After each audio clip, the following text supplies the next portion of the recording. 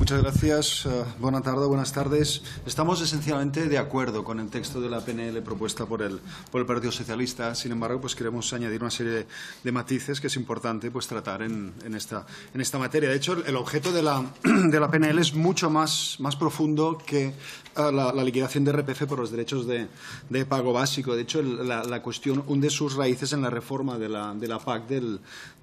año 2007, en la cual pues, bueno, supuso una reforma de los derechos a percibir estas importantes ayudas agrarias, una reforma que supuso un desacoplamiento entre lo que es la producción agraria, entre lo que es la verdadera producción agraria y lo que es la superficie, de manera que se actualizó el cálculo de estas ayudas en función pues, de la máxima superficie y en función también de unos parámetros de productividad de la zona, lo que sí que generó algunos efectos positivos, pero también generó una serie de efectos perversos. Por ejemplo, pues privilegiar a los privilegiados, como sabemos, pues privilegiar sobre todo a los grandes terratenientes, a los grandes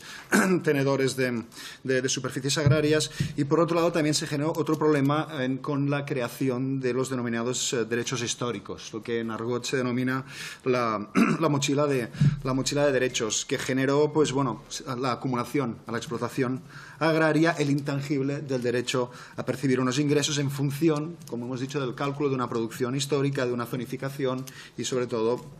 de la superficie. Ello vino todavía a complicarse más en el año 2013, cuando la Comisión Europea tuvo la gran ocurrencia de regular las ayudas directas de la PAC con la posibilidad de la transferencia de estos derechos de pago. Y frente a esta ocurrencia de la Comisión Europea, pues el Ministerio de Agricultura del Estado español, siempre tan dispuesto a sus medidas,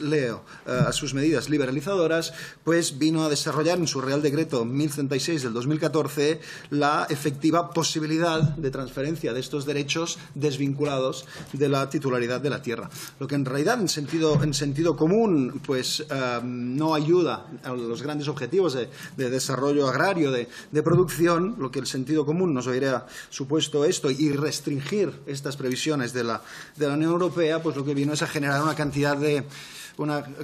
de casuística que en realidad pues alteran, incluso impiden el buen funcionamiento del sector agrario. De manera que a día de hoy tenemos un montón de posibilidades. Tenemos la posibilidad en la transferencia de las tierras, que se venda la tierra y no se vendan los derechos, o al contrario, que se vendan los derechos y se mantenga la titularidad de la tierra, o que se arrende la tierra sin arrendar los derechos, se arrendan los derechos sin arrendar la tierra, etcétera, etcétera. Todo ello también mezclado con todos los regímenes de titularidad real, mediante transferencias, herencias, legados, usufructos, de manera que esto ha generado pues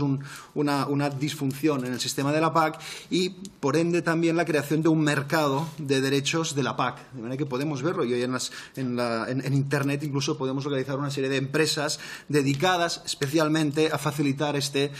mercadeo de derechos, lo que viene a desvirtuar absolutamente el objetivo de las PAC, ese objetivo de ayudas públicas al mundo rural, esos objetivos de cohesión y de futuro para el mundo rural a través de la patrimonialización de estos derechos. De manera que, bueno, ello ha supuesto una reciente circular del Fondo Español de Garantía Agraria que ha intentado establecer una serie de criterios para evitar estas situaciones perversas, pero a día de hoy vemos sin gran éxito, puesto que, insisto, si entramos en Internet, pues vemos empresas que en realidad están especulando con estos derechos de pago. De manera que sí, aceptamos evidentemente la exención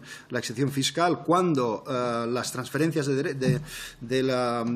los derechos vienen vinculados necesariamente a la transmisión de la explotación agropecuaria en supuestos, como se han enunciado, de jubilaciones, de relevos generacionales, de cotitularidad entre cónyuges de la explotación agraria, de la aportación de la explotación agraria para formar también una sociedad de agricultores y agricultoras que aporten tierras y derechos a un proyecto empresarial común, y esto sí que serían casuística,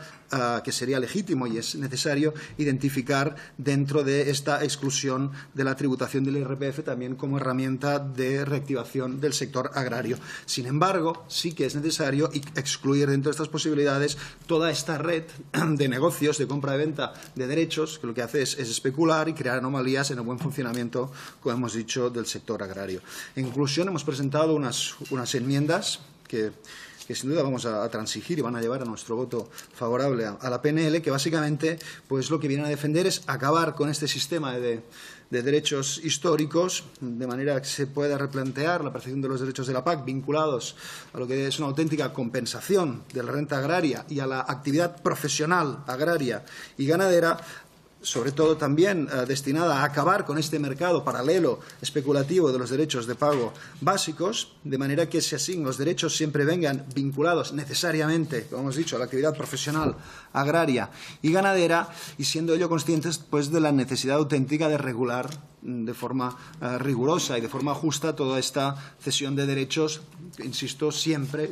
vinculados a la transmisión efectiva de la tierra o de la explotación de la tierra. Por eso, bueno, hemos presentado esta enmienda en la cual solicitamos que el Congreso inste al Gobierno a la modificación de este Real Decreto 1076 del 2014 para que se regule de manera adecuada los supuestos permitidos para la cesión de derechos, de manera que esta cesión de derechos siempre esté vinculada a la titularidad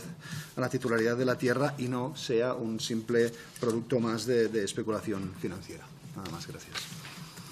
Muchas gracias. En nombre del Grupo Ciudadanos tiene la palabra el señor Ten.